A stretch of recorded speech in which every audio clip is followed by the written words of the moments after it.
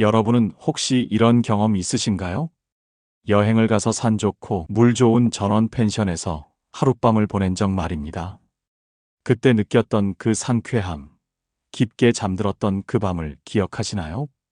도시로 돌아와서, 저런 곳에서 살고 싶다는 생각을 해보신 적이 있을 거예요. 그런데 말입니다. 정작 우리가 사는 집은 어떤가요? 매일 아침 일어날 때마다 느끼는 그 답답함, 밤에 잠들기 어려운 그런 기분.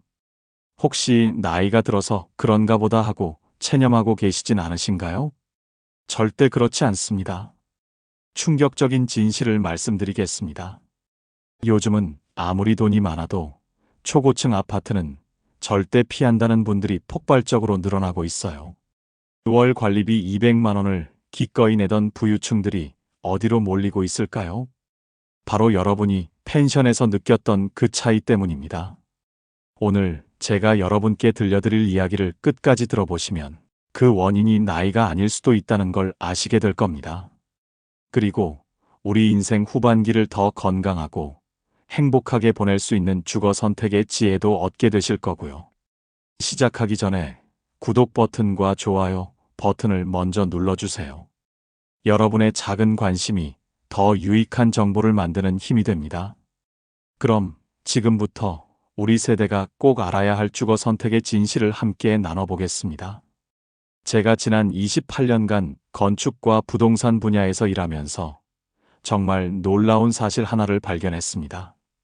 젊을 때 성취의 상징이라고 여겼던 그 높은 곳의 집들이 우리 몸과 마음, 그리고 지갑의 생각보다 훨씬 큰 부담을 주고 있다는 것입니다. 특히 요즘에는 아무리 돈이 많아도 초고층 아파트는 절대 피한다는 분들이 늘어나고 있어요. 왜 그럴까요?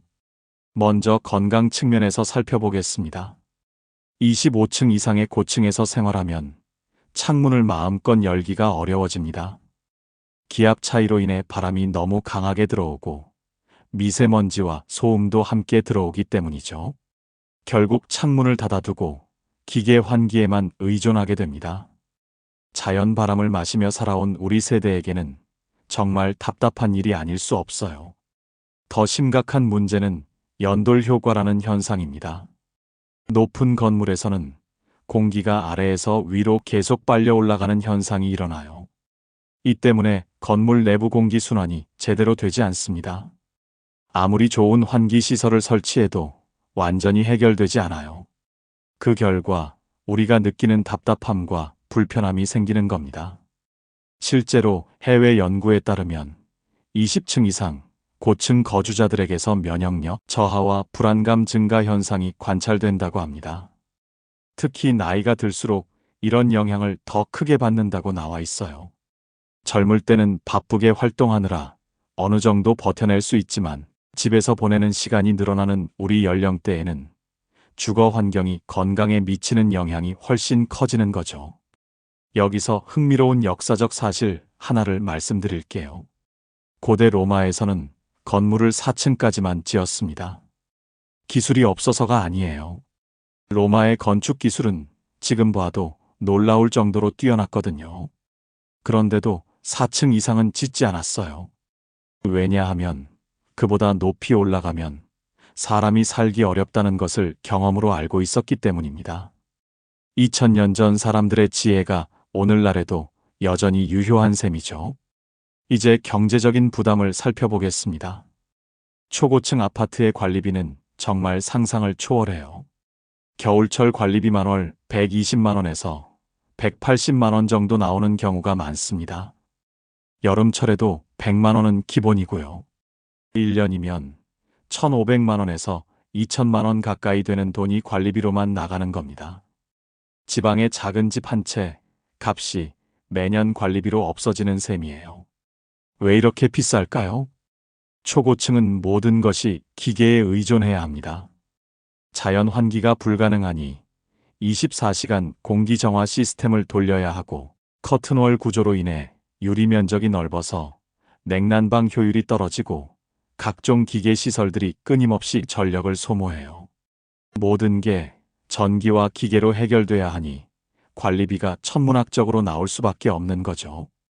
건설비 자체도 엄청납니다. 50층 이상 초고층을 지으려면 일반 아파트보다 건설비가 거의 2배 듭니다. 기초공사부터 다르거든요. 10층짜리 건물은 얕게만 파면 되지만 50층 건물은 지하 깊숙이까지 파야 해요. 자재 운반비도 엄청나고 특수기술과 고급 자재가 필요하고 공사 기간이 길어져서 금융 비용도 늘어납니다. 이 모든 비용이 결국 우리가 내는 분양가에 고스란히 반영되는 거예요. 가장 심각한 문제는 재건축입니다. 일반 아파트는 30년, 40년 지나면 재건축해서 새 아파트를 받을 수 있잖아요. 그런데 초고층 아파트는 재건축이 거의 불가능합니다. 해체 비용이 엄청나거든요. 일반 건물 철거와는 차원이 다른 특수 기술이 필요해요. 또한 고밀도 개발로 인해 개인별 토지 지분이 너무 작아집니다. 재건축할 때 개인이 부담해야 할 비용이 감당하기 어려울 정도로 커지는 거죠. 결국 재건축을 포기하고 계속 살아야 하는데 건물은 점점 노후화되고 관리비는 계속 올라갑니다. 이게 바로 슬럼화의 시작이에요. 실제로 해외에서는 1970년대, 1980년대에 지어진 초고층 아파트들이 지금 대부분 빈민가가 되었어요. 우리나라도 예외가 될 수 없습니다. 요즘 또 다른 현상이 나타나고 있습니다. 바로 신축 아파트의 역프리미엄 현상이에요. 예전에는 새 아파트 분양받으면 무조건 웃돈이 붙었죠. 분양가보다 비싸게 팔 수 있었는데 요즘은 분양가보다 싸게 팔아야 하는 경우가 생기고 있어요. 특히 초고층 신축 아파트에서 이런 현상이 두드러져요. 사람들이 이제 눈을 뜬 거예요. 굳이 비싼 돈 주고 불편한 초고층에 살 필요가 없다는 걸 깨달은 거죠. 요즘은 아무리 돈이 많아도 초고층 아파트는 절대 안 간다는 분들이 늘어나고 있어요. 관리비 폭탄 때문이죠. 건설사들도 이제 초고층 사업을 꺼리기 시작했습니다. 비용은 많이 들고 공사 기간은 길고 분양은 잘 안 되니까 건설사 입장에서도 이익이 없거든요. 이제 정신적인 측면을 살펴보겠습니다. 현대 아파트, 특히 초고층 아파트의 가장 큰 문제는 자연과의 단절이에요. 발코니도 대부분 확장해서 실내 공간으로 만들어버렸잖아요. 바깥 공기를 마실 수 있는 중간 공간이 아예 사라진 거죠. 발코니가 왜 중요할까요? 단순히 빨래 널고 화분 키우는 공간이 아니에요. 우리와 바깥 세상을 연결해주는 완충 공간입니다. 아침에 일어나서 발코니 문 열고 바람 쐬기, 저녁에 차 한잔 마시며 밖 구경하기. 이런 작은 일상들이 우리 마음을 얼마나 평안하게 해주는지 아시잖아요. 더 큰 문제는 공간 구조입니다. 우리나라 아파트는 대부분 벽식 구조로 되어 있어서 방마다 벽으로 다 막혀 있어요. 공간의 연결성이 전혀 없죠. 옛날 한옥을 생각해 보세요. 사랑방에서 대청마루를 거쳐 안방까지 시선이 연결됐어요.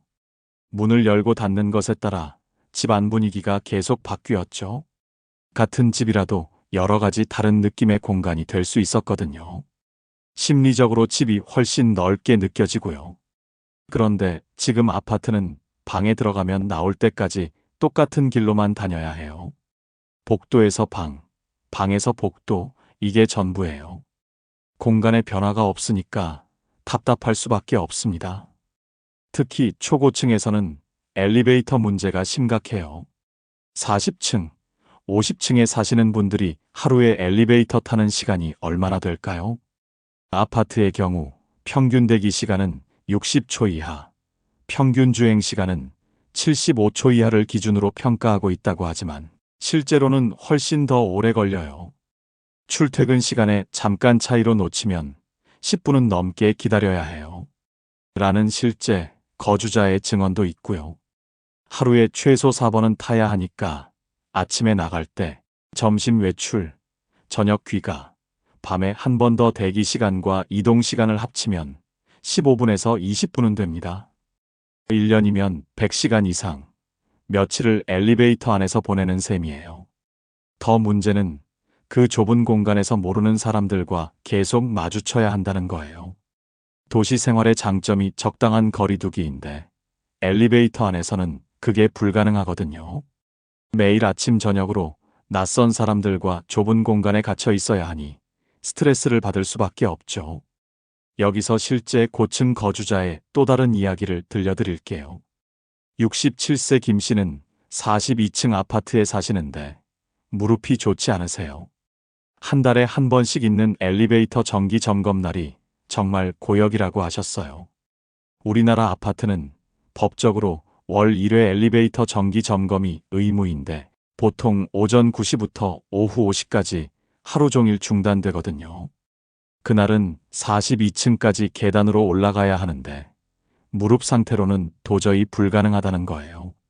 아침에 병원 예약이 있어도 취소해야 하고 갑자기 응급 상황이 생기면 어떻게 할지 모르겠다는 불안감에 시달린다고 하세요. 매월 반복되는 이런 상황이 정말 스트레스라고 하시면서 나이가 더 들면 어떻게 될지 걱정이라고 하셨어요. 이런 일이 바로 우리 주변에서 실제로 일어나고 있는 일입니다. 가장 근본적인 문제는 자연으로부터의 분리입니다.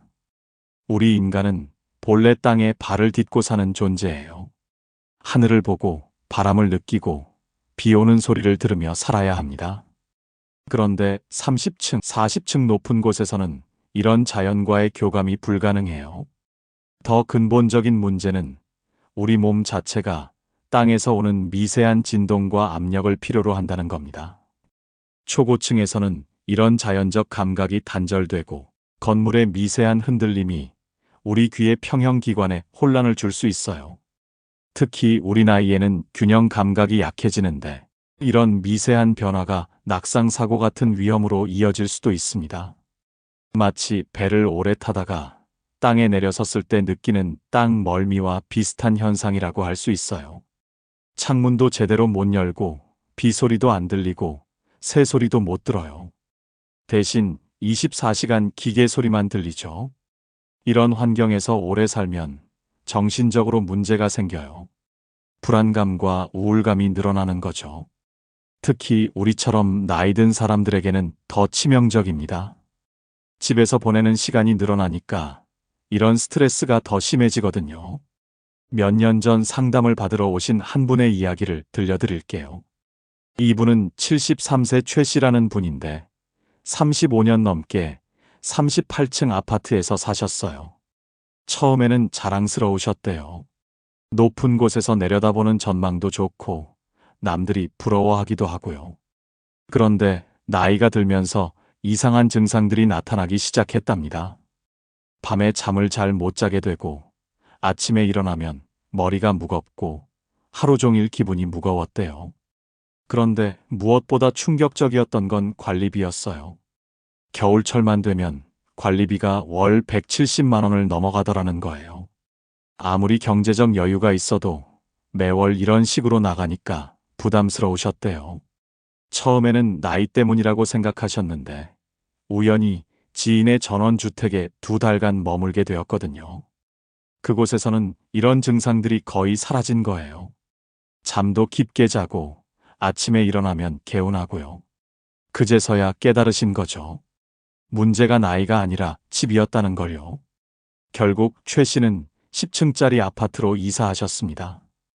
그 후 8개월 만에 몸이 완전히 달라졌다고 하세요. 잠도 깊게 자게 되고 아침에 일어나면 개운하고 무엇보다 그 답답했던 기분이 사라졌다는 겁니다. 관리비도 겨울철에 75만 원 정도로 절반 이상 줄어들었고요. 이런 변화가 정말 가능한 일일까요? 과학적으로 충분히 설명이 됩니다. 그럼 어떻게 해야 할까요? 제가 28년간의 경험을 바탕으로 노후에 가장 살기 좋은 집의 조건을 말씀드리겠습니다. 가장 중요한 것은 층수입니다. 7층에서 15층 사이가 최적의 높이예요. 이 구간이 왜 좋을까요? 우선 조망권이 확보되면서도 안전합니다. 7층만 되어도 웬만한 나무들은 다 내려다볼 수 있어요. 실제로는 25m 정도 높이거든요. 바다나 강이 보이는 곳이라면 정말 시원한 전망을 즐길 수 있어요. 소방차 사다리가 무리 없이 닿는 높이이기도 합니다. 혹시 모를 응급 상황에서도 안전하게 구조받을 수 있죠. 엘리베이터 의존도도 적어요. 엘리베이터가 고장 나도 계단으로 충분히 올라갈 수 있는 높이거든요. 우리 나이에도 무리 없이 말이에요. 관리비도 적당한 수준입니다. 너무 높지도 낮지도 않은 딱 적당한 높이예요. 두 번째 조건은 전면 개방감입니다. 아무리 좋은 층수에 살아도 앞이 바로 막혀 있으면 답답하기는 마찬가지거든요. 앞에 강이나 공원, 산이 있으면 더욱 좋고요. 도심에서는 어쩔 수 없이 높은 층을 선택해야 할 때도 있지만 가능하면 앞이 막히지 않은 곳을 선택하세요. 세 번째는 교통과 생활 편의성입니다. 아무리 좋은 집이라도 교통이 불편하고 병원이 멀고 마트가 없으면 나이 들어서 살기 어려워요. 반대로 조금 오래된 집이라도 지하철역이 가깝고 종합병원이 가깝고 시장이나 마트가 걸어서 갈 수 있는 거리에 있으면 훨씬 살기 좋아요. 특히 우리 나이가 되면 운전을 못하게 될 수도 있으니까 대중교통 접근성이 좋은 곳을 선택하는 게 중요해요. 네 번째는 지하 주차장입니다. 요즘 우리 또래분들도 대부분 운전하시잖아요. 그런데 지상 주차장만 있는 오래된 아파트에 살면 정말 스트레스예요. 매일 주차 자리 찾아서 헤매고 다른 차들 사이사이 끼워 넣고 아침마다 차 빼달라고 연락받고 이런 일들이 하루하루 쌓이면 정말 피곤해져요. 지하 주차장이 있으면 이런 스트레스가 확 줄어듭니다. 내 자리가 정해져 있고 비 와도 젖지 않고 여름에 차가 뜨거워지지도 않고 생활의 질이 완전히 달라져요. 다섯 번째는 적절한 건물 규모입니다. 너무 큰 아파트는 관리비가 많이 나와요. 수영장, 헬스장, 사우나 이런 시설들이 많으면 좋아 보이지만 정작 잘 안 쓰게 되거든요. 대신 관리비만 계속 나가죠. 차라리 기본적인 시설만 갖춘 적당한 규모의 아파트가 낫습니다. 500세대에서 1000세대 정도가 딱 좋아요. 너무 작으면 관리비 부담이 크고 너무 크면 공동체 의식이 떨어져요. 마지막으로 건물 연식입니다. 많은 분들이 신축이 좋다고 생각하시는데 꼭 그렇지는 않아요. 2005년 이후에 지어진 아파트면 지금도 충분히 좋습니다. 그때부터 현대적인 시설들이 본격적으로 들어가기 시작했거든요. 홈 네트워크 시스템, LED 조명, 고효율 보일러 이런 것들 말이에요. 18년, 20년 된 아파트라고 해서 낡았다고 생각할 필요 없어요. 오히려 이런 아파트가 더 좋을 수도 있거든요. 주변 환경이 이미 완성되어 있고 교통도 편리하고 가격도 신축보다 저렴하니까요. 조금만 인테리어 하면 신축 못지않게 깔끔하게 만들 수 있어요. 여기서 중요한 팁 하나 더 말씀드릴게요. 공간을 넓게 느끼고 싶으면 조명을 바꾸세요. 천장에 있는 밝은 형광등 대신 작은 LED 스탠드를 여러 개 사용하는 거예요. 벽을 비추는 조명, 바닥을 비추는 조명, 이런 식으로 다양한 조명을 쓰면 같은 공간도 완전히 다르게 느껴져요. 특히 따뜻한 색의 조명을 쓰면 마치 모닥불 옆에 앉아 있는 것 같은 편안함을 느낄 수 있어요. 이런 작은 변화만으로도 답답한 아파트가 훨씬 살기 좋은 공간으로 바뀔 수 있습니다. 평수 이야기도 해보겠습니다. 우리나라에는 84이, 즉 25평 정도가 국민 평수라는 말이 있잖아요. 하지만 이제는 크기보다 어떻게 사용하느냐가 더 중요해요. 필요에 따라 공간을 나누고 합칠 수 있는 유연한 구조가 더 좋습니다. 특히 우리처럼 나이 든 사람들은 큰 집보다는 관리하기 쉽고 편안한 집이 더 좋아요. 무리해서 큰 집에 살려고 하다가 관리비와 유지비에 허덕이는 것보다는 적당한 크기의 편안한 집에서 여유롭게 사는 게 훨씬 현명하거든요. 혹시 지금 25층 이상 높은 곳에 사시는 분들 너무 걱정하지 마세요. 지금이라도 늦지 않았어요. 집은 언제든지 바꿀 수 있거든요. 중요한 건 건강하고 편안한 노후를 보내는 거예요.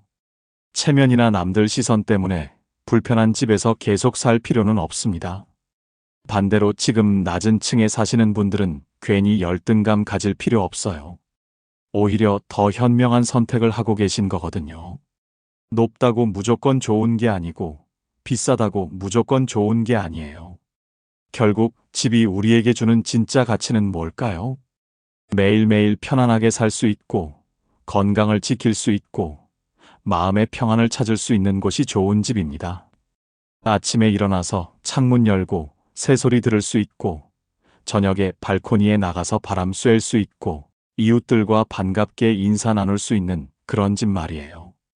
이런 집에서 사는 게 진짜 성공한 인생이라고 생각합니다. 노후의 집 선택, 이 네 가지만 기억하세요. 첫째, 건강이 최우선입니다. 아무리 전망이 좋아도 몸이 아프면 소용없어요. 둘째, 경제적 부담이 적어야 합니다. 관리비 때문에 스트레스 받으면서 살 필요 없어요. 셋째, 마음의 평안이 있어야 합니다. 자연과 함께, 이웃과 함께 어우러져 살 수 있는 곳이어야 해요. 넷째, 미래를 대비할 수 있어야 합니다. 나중에 몸이 불편해져도 안전하고 편리하게 살 수 있는 곳이어야 해요.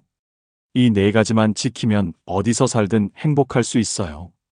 실제로 집을 바꿀 때 어떤 점들을 체크해야 할까요? 먼저 현재 살고 계신 집의 문제점을 정확히 파악해 보세요.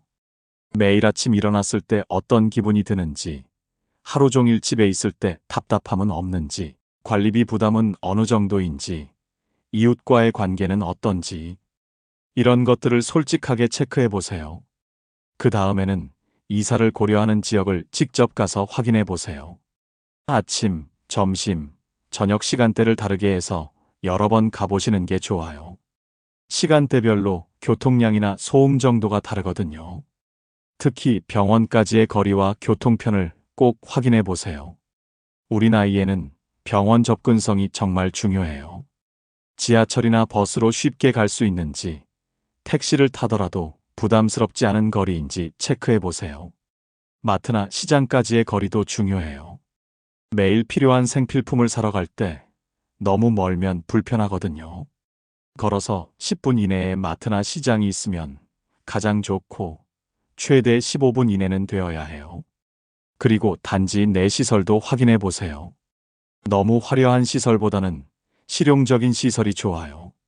관리사무소, 경비실, 택배함, 이런 기본적인 시설들이 제대로 갖춰져 있는지 보시고요. 주민들의 연령대도 중요해요.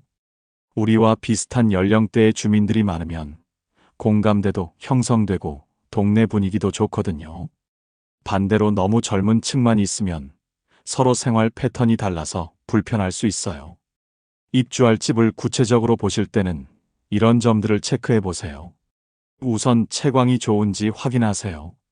하루 종일 해가 들지 않는 집은 습하고 우울해져요.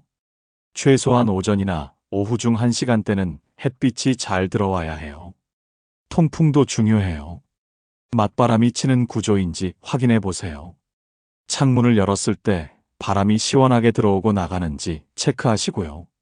화장실과 주방의 환기도 중요해요. 냄새가 잘 빠지는지, 습기가 차지 않는지 확인해 보세요. 바닥 구조도 살펴보세요. 너무 딱딱한 바닥은 발과 무릎에 부담이 돼요. 우리 나이에는 조금 푹신한 바닥재가 좋거든요. 마지막으로 소음 문제를 체크해 보세요. 위층 소음, 옆집 소음, 바깥 소음 등을 꼼꼼히 확인해 보시고요. 특히 밤 시간대 소음이 어느 정도인지 확인해 보시는 게 좋아요. 이런 모든 조건들을 종합적으로 고려해서 선택하시면 후회하지 않을 집을 찾을 수 있어요. 집은 단순히 잠만 자는 곳이 아니라 우리 인생의 무대예요. 이 무대에서 우리가 편안하고 행복하게 살 수 있도록 신중하게 선택해야 합니다. 높이에 대한 환상을 버리고 진짜 우리에게 필요한 것이 무엇인지 생각해 보세요. 건강, 안전, 경제성, 편의성, 이 네 가지가 모두 만족되는 집을 찾으시길 바랍니다. 여러분의 지혜로운 선택이 앞으로의 20년, 30년을 결정할 거예요. 경제적인 측면에서도 한 가지 더 말씀드리고 싶은 게 있어요. 집값이 계속 오를 거라는 믿음에서 벗어나야 한다는 겁니다. 물론 서울, 강남 등 특별한 지역은 예외일 수 있지만 일반적으로는 집값이 무한정 오를 수는 없어요. 특히 초고층 아파트는 더욱 그래요. 관리비 부담이 워낙 커지고 재건축도 어렵고 거주자들의 선호도도 떨어지고 있거든요. 그런데도 많은 분들이 아직도 집값 상승에만 의존하려고 해요. 이제는 그런 생각에서 벗어나야 합니다. 집값 상승보다는 살면서 절약되는 관리비, 교통비, 의료비 이런 것들을 더 중시해야 해요. 매월 120만 원씩 관리비를 절약한다면 1년에 1,440만 원, 10년이면 1억 4,400만 원을 아끼는 거예요. 이게 바로 진짜 투자 수익이라고 생각해요. 또한 건강을 지킬 수 있다면 의료비도 절약할 수 있어요. 높은 곳에서 스트레스 받으며 살다가 병원비 많이 쓰는 것보다는 편안한 곳에서 건강하게 살면서 의료비를 아끼는 게 훨씬 현명하죠. 이런 관점에서 보면 적당한 높이의 집을 선택하는 것이 경제적으로도 훨씬 유리해요. 요즘 젊은 층들 사이에서도 변화가 일어나고 있어요. 무조건 높은 아파트를 선호하던 예전과 달리 이제는 실용성과 편의성을 더 중시하는 추세예요. 특히 코로나를 겪으면서 집의 중요성을 더욱 실감하게 됐죠. 집이 단순히 잠만 자는 곳이 아니라 생활의 중심이라는 걸 깨달은 거예요.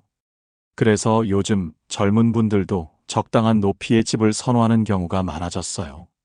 창문을 열고 자연 바람을 마실 수 있고 발코니에서 여유를 즐길 수 있는 그런 집 말이에요.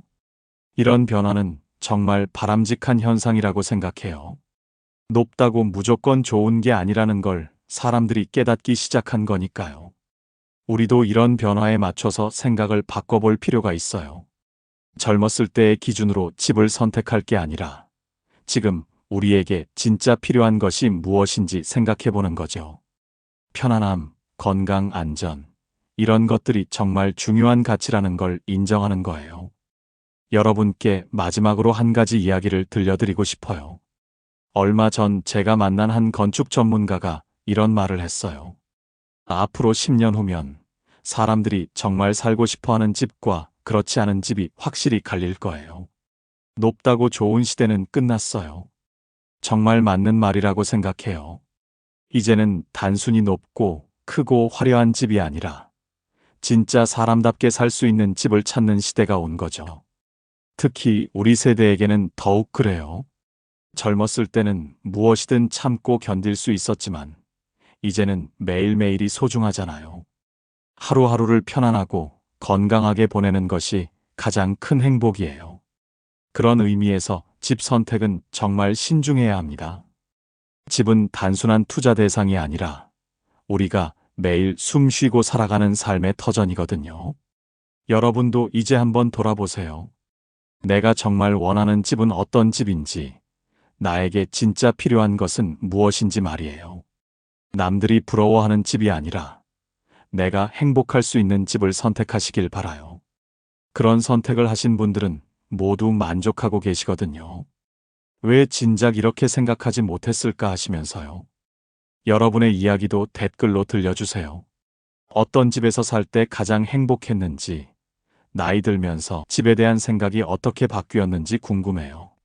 서로의 경험을 나누다 보면 더 좋은 선택을 할 수 있을 거예요.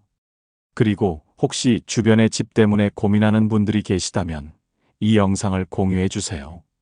높은 곳에 산다고 해서 행복한 게 아니라는 것, 진짜 중요한 건 편안함과 건강이라는 것을 알려주시면 좋겠어요. 앞으로 지혜 여정에서는 우리 세대가 궁금해하는 모든 이야기를 계속 나눠드릴게요. 돈 관리 이야기, 건강 지키는 방법, 가족과 더 가까워지는 법, 취미 생활 즐기는 방법까지 말이에요. 구독하시고 알림도 켜두시면 새로운 이야기가 올라올 때마다 바로 확인하실 수 있어요. 좋아요도 꼭 눌러주시고요. 여러분의 한 번의 클릭이 더 많은 분들에게 도움이 되는 이야기를 만들어냅니다. 오늘 함께 해주셔서 정말 고맙습니다. 모든 분들이 정말 자신에게 맞는 행복한 집에서 즐거운 나날을 보내시길 마음속 깊이 바라요. 우리의 현명한 선택들이 모여서 더 멋진 내일을 만들어 가길 바랍니다. 다음에 또 만나요. 항상 건강하시고 행복하세요.